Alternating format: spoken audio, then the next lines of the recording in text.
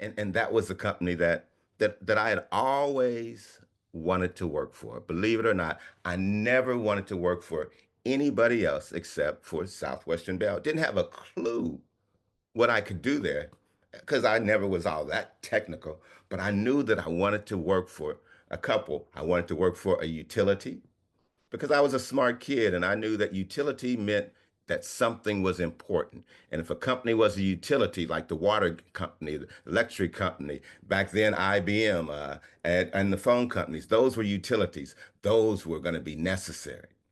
Then I knew that working for a monopoly was going to be could be a pretty cool thing because I knew understood from, from paying attention in class that if it's a monopoly, then what happens with a monopoly is the government says that you can only get so much of a rate of return. Okay, so they can only make so much money, so much profit. But you guys know they make a whole bunch more money. So what do they do with that extra money? They put it into the salaries of the managers. So that was a strategic move for me to actually go work for Southwestern Bell. It wasn't the first company that I worked for, and there's a long story about how I got fired from my first job and finally ended up getting a job with Southwestern Bell. But when I got with Southwestern Bell, I didn't know it then, but I was getting some of the best training possible.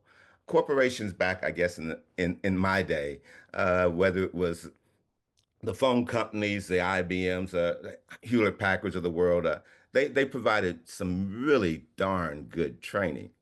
And I came in as a computer programmer.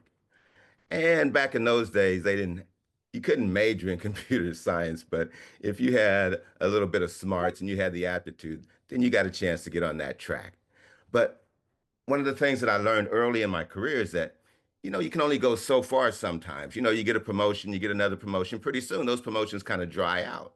And that's a good time to move and move to another group, another department, another whatever. And what I did, I got lucky and I got a chance to work in the human resources department, in the HR. Now, in HR, my job was to be what we called an assessor.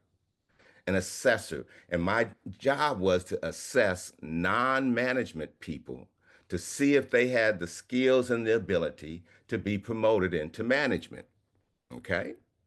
And that gave me, man, you wouldn't know how sweet of a seat that gave me as far as looking at and learning the company.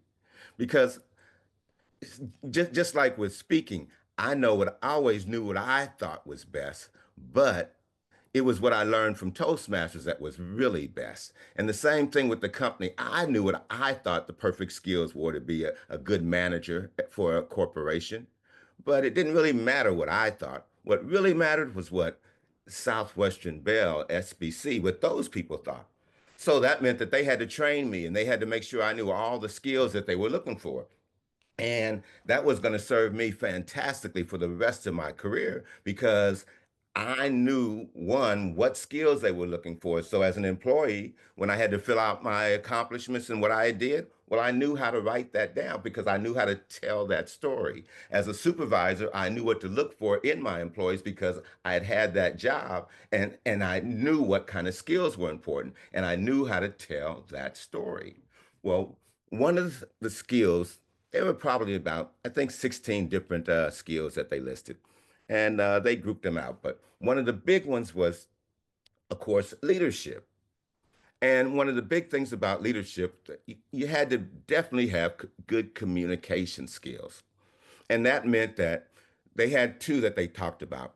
And we talked about oral communication skills. That's just the ability to talk, how well you talk, how articulate you are, this kind of thing. Then, of course, written skills. How well do you write? And then the one that was kind of new to me was your ability to get information from an oral source, which meant how well could you interview people. Now, for if you're in well, where I was at in the phone company, or probably any kind of business, you can see why all those skills would be important. You've got to be able to talk and express yourself. You've got to be able to write.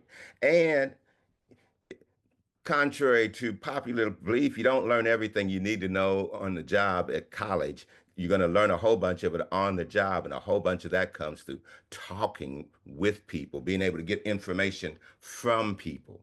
And that was one of those skills that goes along with being a good leader. good communication skills.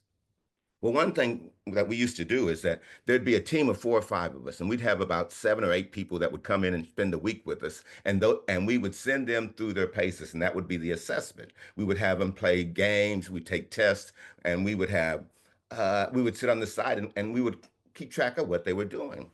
And for example, we would do a group game where everybody would sit around a conference table and we'd have an inbox. Back in those days, you had inboxes, with paper and stuff in it.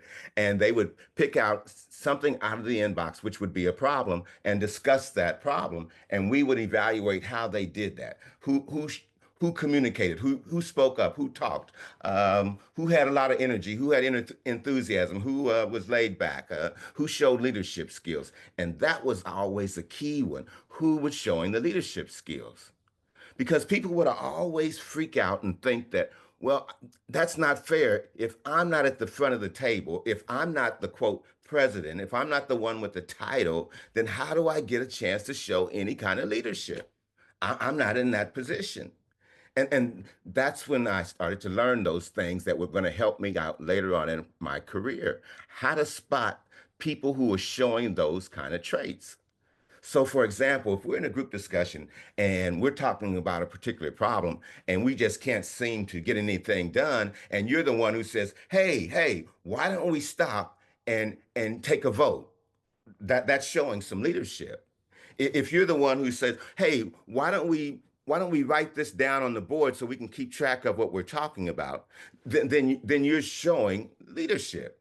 If you're the one who says, "Hey, I think Dean might have something to say, and you guys haven't been paying attention to him. Maybe we want to hear him." Well, that's another way that you're showing leadership, and that one lesson right there was showing me that it wasn't just the guy up front, not just the guy with the title that was doing this thing that we all refer to as leadership.